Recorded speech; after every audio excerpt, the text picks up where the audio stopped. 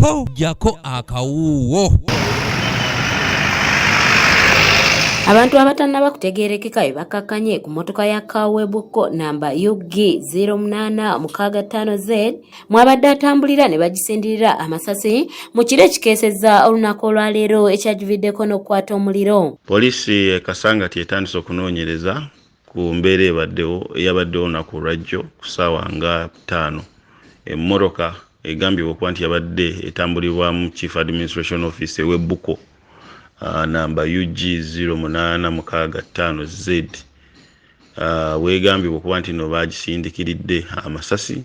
Kigambibwa nti Kawono yafudde nga yakatuusibwa mu ddwaliro ly'amagye Bombo nga bino byonna bibaddewo ku ssaawa nga 6 ez'ekiro ekikeesezza olwaleero ku luguudo oluva e Kampala okudda eggulu e Matugga. Era agagiviiriddeko okulumya ofiisi ono n'okuba nti nno yakutte omuliro.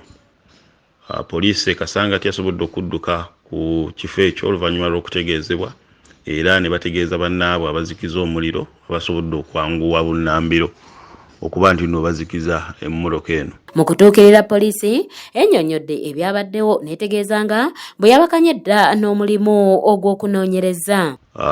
Tutegedde nti omwami ono bwe yabadde atambuliramu abazigu abatannategeerekeka bamusindikiridde amasasi agamulumizza era abantu abatabadde kumpi mu kiriniki eri okumpi basobodde omutuusa mu ddwaliro e Bombo era nga abasawo basobodde otutegeeza ku ssaawa 10 ez'okumakya avudde mu bulamu bw'ensi. Okunoonyereza ko kutandise ku ttemu lino era tujja bba tubabuulira ebisingako awanaabaawo ekipya ekizuuse. Ajje Samuel yakusakidde eggulire lino ku lwa ABS Television.